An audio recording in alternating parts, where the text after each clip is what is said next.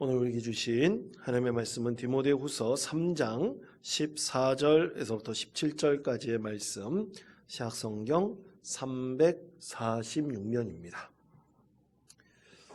이 말씀을 목소리를 합하여 우리 함께 읽겠습니다. 그러나 너는 배우고 확실한 일에 거하라. 너는 내가 누구에게서 배운 것을 알며 또 어려서부터 성경을 알아나니 성경은 능히 너로 하여금 그리스도 예수 안에 있는 믿음으로 말미암아 구원에 이르는 지혜가 있게 하느니라. 모든 성경은 하나님의 감동으로 된 것으로 교훈과 책망과 바르게 함과 의로 교육하기에 유익하니 이는 하나님의 사람으로 온전하게 하며 모든 선한 일을 행할 능력을 갖추게 하려 함이라. 아멘. 지난주 수요일 예배는 기도에 관해서 하나님의 말씀을 전했다면 오늘 공과 공부 그 주제는 이 성경에 대한 우리 하나님의 말씀입니다. 이 성경 말씀이 여러분 우리에게 주어지지 않았다면 우리는 어떻게 됐을까요? 여러분 성경 말씀이 이렇게 구약 성경, 신약 성경이 형성되지 않았다면 우리 신앙은 과연 어떻게 됐을까 생각해 본다면 아마 그리스도교가 금방 사라졌을지는 모르겠어요. 왜냐하면 그만큼 이 성경이라는 것은 우리의 신앙의 가장 기초 중의 기초를 이루는 중요한 하나님의 말씀이라는 것을 우리는 분명히 알아야 됩니다. 성경 말씀이 없었다면 정말 이 전 세계로 신앙이 뻗어나가지 못하고 우리가 예수 믿고 구원받는다는 이 은혜는 곧 사라져 버렸을지 모릅니다. 여러분 신앙에 세 가지 요소가 있어요. 3대 요소가 있습니다. 우리가 그리스도인으로서 신앙을 지켜나갈 때 가장 중요한 세 가지 요소가 있는데 여러분 첫 번째가 뭘까요? 상식적으로 한번 생각해 보십시오. 첫 번째가 뭐겠습니까? 예배하는 거죠. 예배하는 거. 신앙에서 가장 기초적인 첫 번째 요소는 예배하는 것입니다. 두 번째는 뭘까요? 예? 기도하는 것이 그렇죠. 기도하는 것입니다. 그리고 세 번째는 뭘까요? 그렇죠. 말씀인 것입니다. 우리 원통장로교회 성도님들은 이제 훈련이 많이 되신 것 같아요. 가장 중요한 요소는 예배하는 것. 그리고 뭐라고요? 기도하는 것. 세 번째가 말씀입니다. 그런데 여러분 생각해 보십시오. 정말 오늘날 이 현대 그리스도인들이 이 신앙의 세 가지 요소를 잘 감당하고 있는가? 이렇게 질문해 본다면 사실 우리가 하나님 앞에 부끄러워서 아마 낯을 하나님께로 들지 못하지 않을까 그렇게 생각을 해봅니다. 여러분 성경 말씀 많이 읽습니까? 여러분 성경 1년에 한 번씩이라도 통독하시는 분 있으면 한번 손 들어보세요. 아무도 없단 말입니까? 예? 한 번이라도 읽는 분 계시죠? 예, 우리 교회 성도님들 분명히 한 번 이상 읽을 것이라고 믿습니다. 아니에요? 아멘? 네, 그렇죠. 왜 읽습니까? 성경 아침에 드리는 이 성경 뭡니까? 다바로 성경 통독만 받고 듣기만 하면 1년에 한 번 어떻게 되는 거예요? 읽는 거예요. 읽는 거.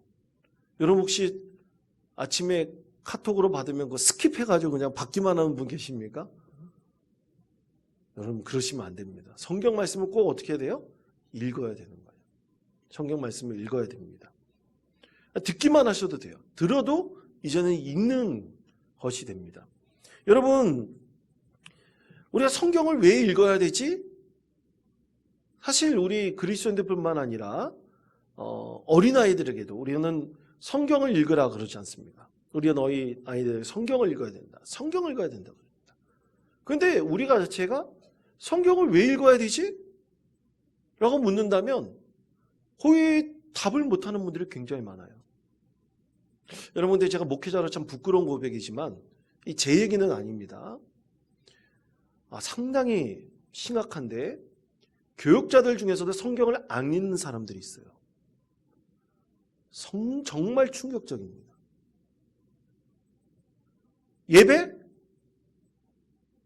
예배 시간에 빠지는 교육자들도 있어요. 저 큰 교회에 있었기 때문에 봤어요. 오후 찬양 예배 때 숨어 있어요. 예배 중간에 나가요? 기본이 안 돼 있어요. 기도? 더 안 하죠. 그런 영적 리더십을 가지고 어떻게 교육자들이 평신도를 이끌어갈 수 있겠습니까? 항존지들도 마찬가지예요. 참 우리 교회 굉장히 부끄러운 고백입니다. 제가 처음 와서 항존지들한테 많이 들은 얘기를 했어요. 목사님, 예배 드리라고 강요하지 마세요. 저한테 직접 한 분이 있습니다. 우리가 얼마나 힘들게 사시는지 아십니까? 항존지 기도에서 그 얘기를 들었어요. 근데 지금 저에게 그런 얘기 하신 분이 있을까요? 없을까요? 있을까요? 없을까요? 아니, 자신 있게 좀 대답해 보세요. 있을까요? 없을까요? 그렇습니다. 없습니다. 단 한 사람도 없어요. 그만큼 이제 우리가 어떻게 된다는 걸 신앙의 기초를 잘 다져가고 있다는 뜻이 됩니다. 그럼 여러분 성경을 왜 읽어야 될까요? 굳이 꼭 성경을 읽어야지 신앙생활 할 수 있는 겁니까? 신앙생활 성경 안 읽어도 할 수 있잖아요. 그렇지 않습니까? 안혜미 원사님 그렇지 않습니까? 성경 안 읽어도 신앙생활 할 수 있지 않아요? 여러분 한번 생각해 보세요. 그렇게 반론할 수 있는 사람들이 분명히 있습니다. 물론 성경 안 읽고 살 수 있겠죠. 성경 안 읽고 그리스도인이라고 말할 수 있을 것입니다. 그런데 성경을 읽어야 된다고 하는, 성경을 접해야 한다는 분명한 영적인 이유가 있는 거예요. 여러분 예를 들어서 여러분 우리가 아기를 딱 낳았다고 생각을 해보세요. 아기를 낳았어요. 얼마 전에도 새가족 신방에 갔는데 돌이 지난 아기가 있더라고요. 얼마나 예쁜지 모릅니다. 근데 아기가 말을 해요. 말을. 돌 지난 애가 말을 하는데 무슨 말을 할까요, 여러분? 아니, 돌 지난 아이도 말 잘하는 애들은 정말 말 잘하는 애가 있고 아직 옹알이 정도만 하는 애들이 있어요. 근데 여러분 생각해 보세요. 걔네가 어렸을 때부터 엄마가, 아빠가 맨날 말을 가르쳐가지고 애들이 말을 배울까요? 아니면 어떻게 해서 아이들이 그 말을 배울까요? 부모와 가족들 안에서 그 부모의 말하는 것, 그런 것을 들으면서 아이들이 자연스럽게 어떻게 하는 거예요? 말을 습득하는 거예요, 그냥. 문화적으로 습득하는 것입니다. 그냥 습득해 가는 거예요. 그런데 이 말의 본래적인 뜻을 알려면 어떻게 해야 돼요? 자라나면서 그 언어에 대해서 그때부터 배우기 시작하는 거죠. 그것과 똑같습니다. 성경 말씀을 막 들어요. 그러면 기독교적인 어떤 익숙함은 있어요. 그런데 말의 진정한 말씀의 뜻을 모르고 듣기만 하는 경우가 굉장히 많이 있을 수 있습니다. 그럼 어떻게 됩니까? 말의 본래적인 뜻을 알지 못하는 어린 아이와 같은 거예요. 자라나지 않는 거예요. 성경 말씀을 읽지 않고 성경 말씀을 가까이 하지 않고서는 여러분 우리는 신앙이 더욱더 깊어질 수가 없습니다. 그렇게 되다 보면 누군가 이렇게 말을 하잖아요. 어떤 누군가 좋은 교회에 있다고 말을 하잖아요. 그러면 그냥 끌려갈 수밖에 없어요. 진짜 영적 분별력을 가질 수도 없고 영적인 이 깊이 있는 신앙을 갖지 못하는 한계가 분명히 드러납니다. 그럼 그들의 신앙은 흔들리는 갈대처럼 세상의 풍조와 또 시련이 조금이라도 임하면 그만 무너질 수밖에 없는 것입니다.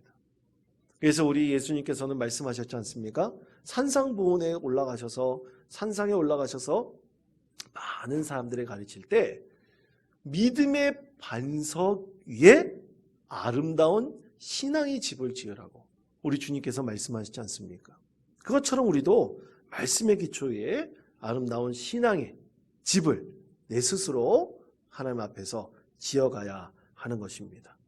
그래서 여러분 이 성경 말씀은 참으로 우리에게 너무나 귀한 우리의 영적 양식을 제공하는 거예요. 그래서 읽지 않는다면 우리는 신앙의 깊이를 우리 안에 차곡차곡 세워나갈 수 없는 것입니다. 저는 코로나 때 참 성도들을 만날 수도 없고 또 성도들과 함께 예배할 수도 없고 또 교회로 모이기도 힘들게 만들고 그러다 보니 굉장히 힘들었습니다. 이렇게 성도들을 방치해두면 안 되는데 어떻게 하면 성도들을 더욱더 가까이 하나님께로 가까이 나아가게 할 수 있을까? 그리고 어떻게 하면 말씀 가운데 서게 할 수 있을까? 그렇게 하나님께 오랫동안 기도하면서 하나님께 지혜를 구하였어요. 그때 하나님께서 저에게 지혜를 주신 것이 바로 다바른 말씀 사역을 할 수 있도록 하나님께서 기회를 열어주신 것입니다. 성경 통독 그리고 성경 필사 말씀 공부를 할 수 있도록 하는 거예요. 저는 이것 제 목회하는 데서 굉장히 중요한 것으로 삼으려고 합니다. 여러분 이것이 가장 중요한 기초예요. 그 기초를 우리가 해나가지 않는다면 절대로 우리 신앙은 더욱더 성장할 수도 없고 더욱더 깊어질 수가 없습니다. 그리고 여러분 새벽 기도회 때 이제 새벽 기도에 나오셔서 또 새벽 기도 하시는 분이나 또 다바른 말씀 통독을 새벽마다 받아서 들으시는 분들은 알 거예요. 벌써 우리가 다바른 말씀 통독을 한 지 4년이 넘어가고 있습니다. 4년째 이제 맞이하고 있는데 처음에는 말씀을 다 읽었어요. 한 30분 넘어갔습니다. 읽을 때 한 20분 넘게 읽고 또 그다음에 하나님 말씀을 전하고 그랬죠. 첫 해는 그렇게 했어요. 그 다음부터는 성경 그 하루의 본문을 성경 읽은 그 통독 파일과 함께 뒤에는 제 설교를 이렇게 붙여가지고 다바른 말씀 통독을 들으시는 약 60여 분에게 매일 아침마다 보내고 있습니다. 근데 설교를 들으시는 분들은 알 거예요. 안 들으시는 분들은 모르실 거예요. 설교를 들으실 때 제가 하나님께 기도하면서 이렇게 설교하겠습니다. 이렇게 말씀을 전하겠습니다. 라고 정한 것이 있어요. 그것은 뭐냐면 성경 오늘 하루에 읽어야 될 통독의 말씀 가운데서 조금만 부분을 선택하여서 그날 새벽 기도의 본문으로 삼습니다. 그리고 반드시 성경의 배경에 대해서 말씀을 드립니다. 설명을 해드려요. 그리고 그 가운데서 꼭 한 포인트나 많으면 2포인트 정도만 중요한 말씀을 전하고 그 다음에 그것에 대한 적용에 대해서 하나님 말씀으로 설교를 맺습니다. 왜냐하면 여러분 사실 성경 말씀을 처음 읽을 때 쉽습니까? 어렵습니까? 무지무지 어렵죠. 그리고 여러분 그때는 들으면 다 이해하는 것 같아요. 그런데 성경 말씀을 이렇게 덮어버리면 어떻게 돼요? 우리 하나님께서 까먹음의 지혜를 주셔가지고 참 그거 잘 까먹습니다. 그렇죠? 까먹으셔야 돼요. 안 까먹으면 목사님들이 재미가 없습니다. 근데 얘가 까먹기 때문에 우리는 사실 이 성경 말씀의 배경을 그날 똑같은 것을 들어도 그 다음날 똑같은 것을 또 듣는데도 불구하고 잊어버려요. 금방 잊어먹습니다. 근데 여러분 계속해서 반복해서 듣고 계속해서 하나님의 말씀에 대해서 접하게 되다 보면 어떻게 됩니까? 자연스럽게 이 몸에 젖어 들어가는 거예요. 가랑비에 옷깃이 젖듯이 그렇게 젖어 들어가는 것입니다. 그 가운데서 하나님께서 이 성경 말씀에서 주시는 그 이스라엘 역사뿐만 아니라 신약 성경에서의 사도행전의 역사뿐만 아니라 그리고 여러 교회에서 일어났던 여러 사역들에서 나타난 하나님의 말씀뿐만 아니라 그것이 수천 년 전에 있었던 말씀이라 할지라도 오늘날 우리 삶과는 동떨어지지 않았어요. 똑같이 이루어집니다. 똑같이 이루어져요. 근데 그것을 우리가 말씀 안에서 발견하고 성령님께서 우리에게 주시는 은혜를 우리가 경험하게 된다면 그 말씀이 점점 우리 안에 젖어들게 되는 것이죠. 그러므로 사랑하는 성도 여러분, 우리 다바른 말씀 통독을 꼭 들으셔가지고 우리의 삶에 어떤 하나님의 말씀의 깊이가 점점점 깊어지는지 그것을 경험할 수 있는 믿음의 성도 되시기를 바랍니다. 자, 그렇다면 사랑하는 성도 여러분, 그리스도인이라면 반드시 성경을 어떻게 해야 됩니까? 읽어야 돼요. 아멘? 읽어야 됩니다. 강제로라도 읽어야 돼요. 특히 원통교회의 재직이라면 반드시 읽어야 됩니다. 항존직이라면 반드시 읽어야 돼요. 반드시 읽을 수 있는 믿음의 성도 되시기를 바랍니다. 자, 그렇다면 우리가 성경을 배우고 공부할 때 어떤 유익이 있을까요? 오늘 성경에서는 세 가지로 말씀하고 있습니다. 첫째는 구원에 이르는 지혜를 얻습니다. 저를 따르시기 바랍니다. 구원에 이르는 지혜를 얻습니다.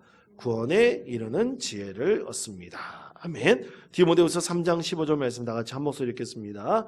또 어려서부터 성경을 알았나니 그리스도 예수 안에 있는 믿음으로 말미암아 구원에 이르는 지혜가 있게 하느니라. 아멘. 자, 성경 말씀을 공부하고 성경 말씀을 그 안에서 깨닫게 된다면 반드시 구원에 이르는 지혜를 얻는다. 구원에 이르는 지혜라는 것은 어떤 방법을 가르쳐 주는 게 아니라 여러분 지혜의 근원은 뭡니까? 하나님이세요. 그러니까 하나님을 더욱더 알고 깨닫게 되면 우리 삶의 자리에서 구원에 이르는 지혜를 얻게 된다는 뜻이죠. 여러분 그런데 그러면 바울 사도, 오늘 이 바울 사도가 디모데에게 편지를 보낸 거 아닙니까? 이 디모데에게 편지를 보냈는데 이 디모데에게 편지를 보냈을 때 이 바울 사도가 배웠던 성경 그리고 디모데가 배웠던 성경 그것은 신약 성경입니까? 구약 성경입니까? 신약 성경이라고 생각하시는 분 완전 틀린 거예요. 구약 성경이에요. 구약 성경. 구약 성경 중에서도 모세 오경 정도예요. 모세 오경 정도. 그리고 당시에는 성경이 한 권으로 딱 되어 있지 않았어요. 예언서의 말씀들도 조각조각 있었습니다. 부분이 있었어요. 그러니까 그 말씀들 중에서 이사야 선지자의 말씀을 들었다. 그렇다면 이사야 선지자의 말씀을 랍비를 통해서 배웠다 그렇다면 그 이사야 선지자의 일부분에 말씀의 일부분을 배우거나 그 여러 가지 역사적인 것들 그리고 성경 말씀의 그 뜻을 이렇게 배우게 된 거죠. 그래서 다 구약 성경이었어요. 근데 여러분 한번 생각해 보십시오. 구약 성경을 배웠는데 어떻게 신약 성경과 연결되고 구약 성경을 배웠는데 어떻게 바울 사도가 디모데가 오늘 말씀해 보면 14절 말씀해 보십시오. 너는 배우고 확신하니라고 하라 그랬어요. 성경 말씀을 배우고 그것으로 확신한 일을 거라 그랬는데 어떻게 구약 성경에서 그런 걸 깨달을 수가 있을까요? 어떻게 그것을 알 수 있을까요? 여러분 그것은 바로 우리가 예수 믿고 구원받았다는 은혜를 통해서 구약 성경의 존재 이유를 바울 사도와 디모데가 어떻게 된 거예요? 깨닫게 된 거예요. 여러분 구약 성경과 신약 성경은 떨어져 있을까요? 떨어져 있지 않을까요? 하나로 통으로 떨어져 있지 않은 것이 하나님의 말씀이에요. 그래서 구약은 무슨 약속이라고요? 오래전에 올드 테스터먼트. 신약 성경은 뭐예요? 뉴 테스터먼트. 새롭게 주신 하나님의 약속의 말씀이라는 거예요. 그것이 떨어져 있는 것이 아닙니다. 연결되어 있어요.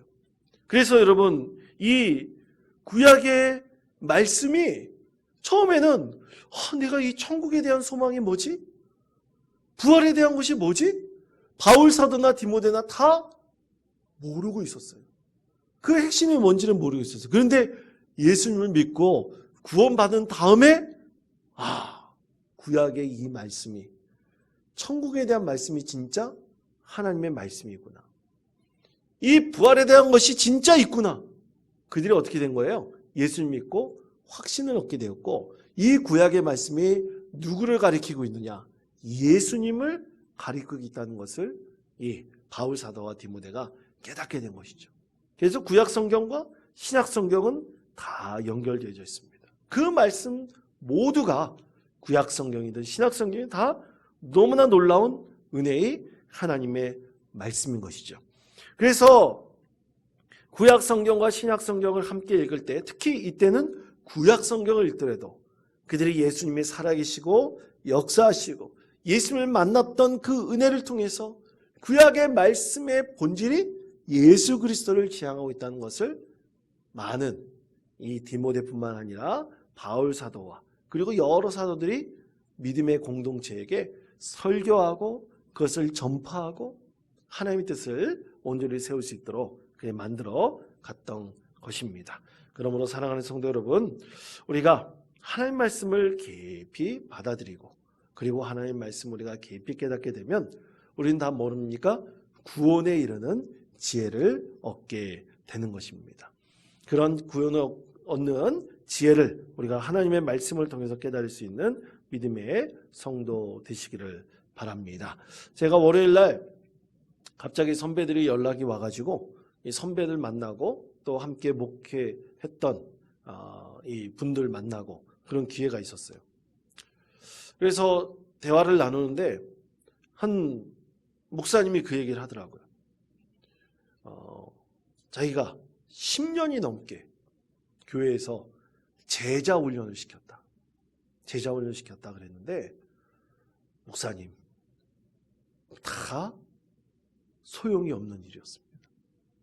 10년이 넘게 열심히 제자 훈련 시켰는데도 다 소용이 없다 그랬어요.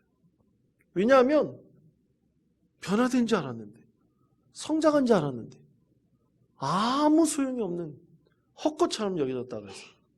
너무나 실망스러웠고 그 시간이 너무나 헛된 시간처럼 느껴졌다 그러면서 굉장히 이 목회자로서 자신이 경험했던 이 목회적 한계에 대해서 한탄하는 그런 얘기를 듣게 되었습니다.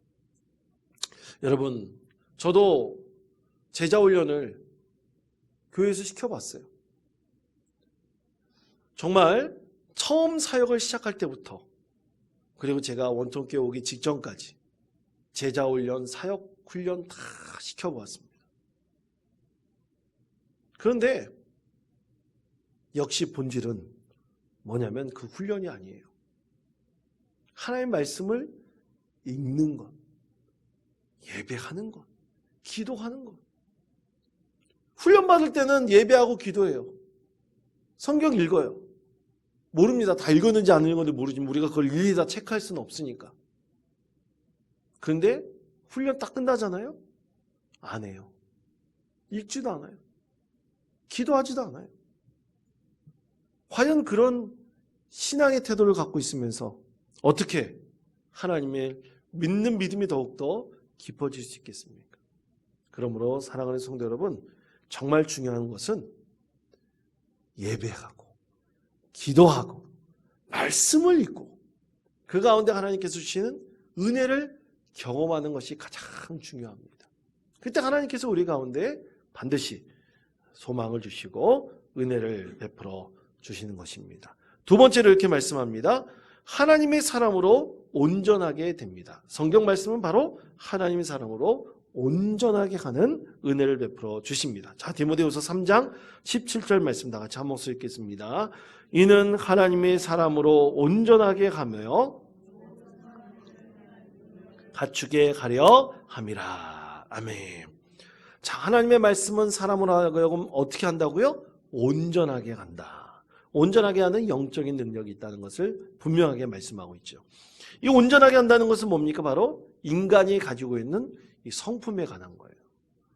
이 성품이 참으로 변화하고 성품이 참으로 예수님을 닮아가는 것을 우리는 성경 말씀을 통해서 얻고 깨닫게 된다는 것입니다.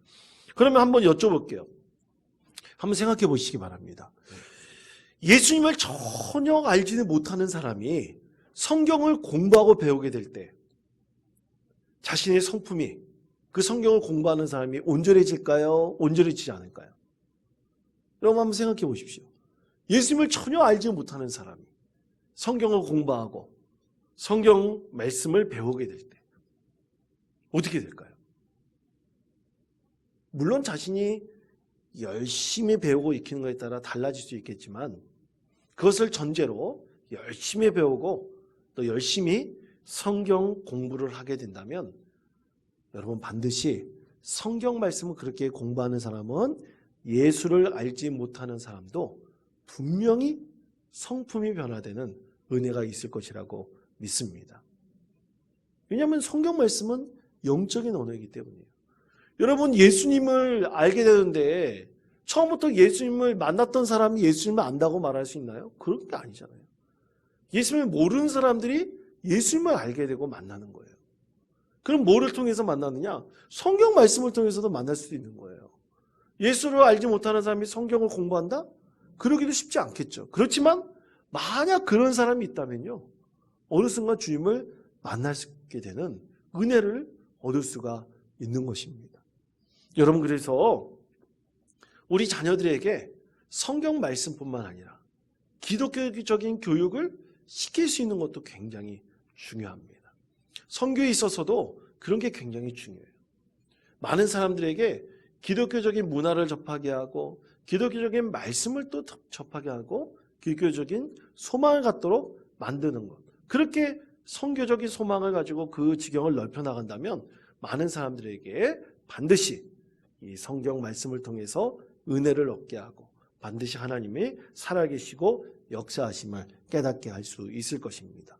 요즘에도 아마 그런 유치원이 있을 거예요. 저 어렸을 때는 몬테소리 유치원이라는 것, 그리고 교회에서 유아원 같은 것을 굉장히 많이 했어요. 그래서 그 주변에 있는 많은 학부모들이 이 몬테소리 유치원이라 그러면 그래도 좋게 생각을 했어요.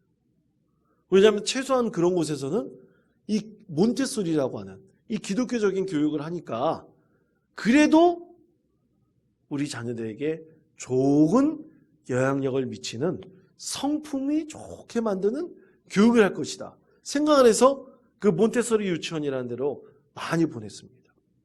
교회에서 유아원을 하잖아요. 그러면 그래도 믿을 것이라고 생각했어요.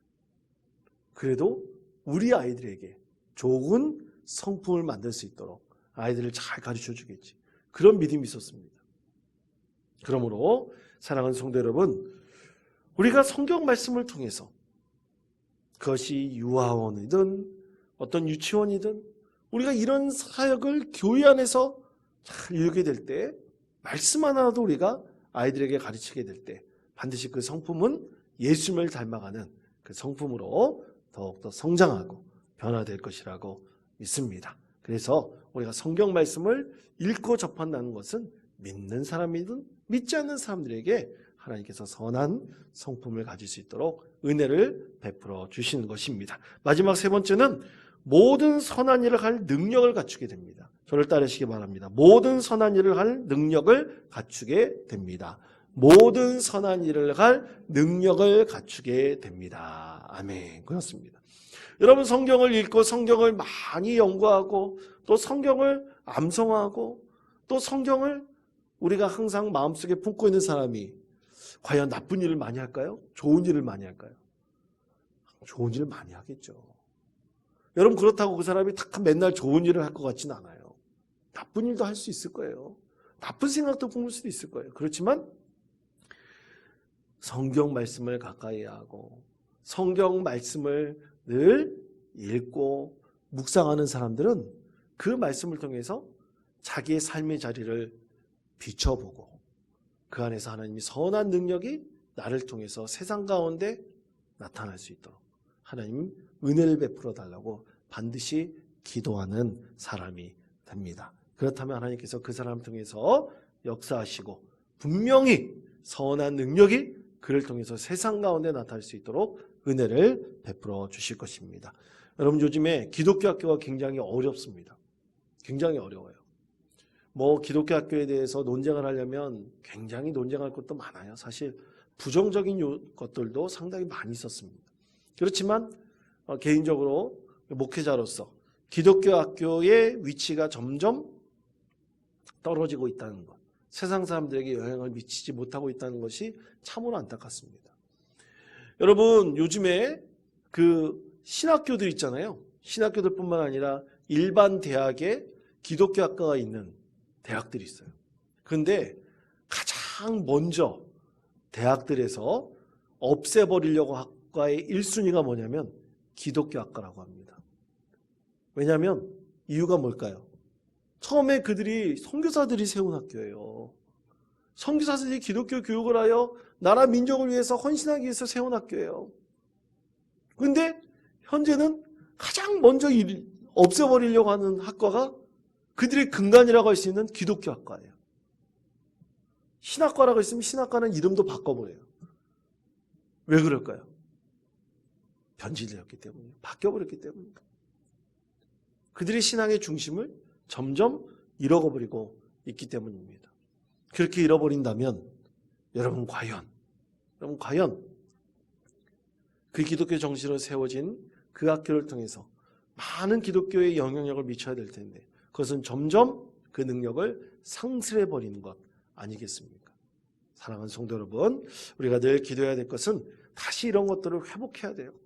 기독교의 정신을 바로 회복하여 이 세상에 우리 예수님께서 말씀을 통해서 전하셨을 때 세상이 진동하고 요동하고 수많은 로마인들이 또 이방인들이 또 유대인들이 예수님을 믿게 됐던 놀라운 선한 능력이 다시 한번 우리 그리스도교를 통해서 나타나야 될 것이라고 있습니다. 여러분 그것을 위해서 기도하시며 이 세상에 선한 능력을 발휘할 수 있는 믿음의 성도 되시기를 간절히 축원드립니다.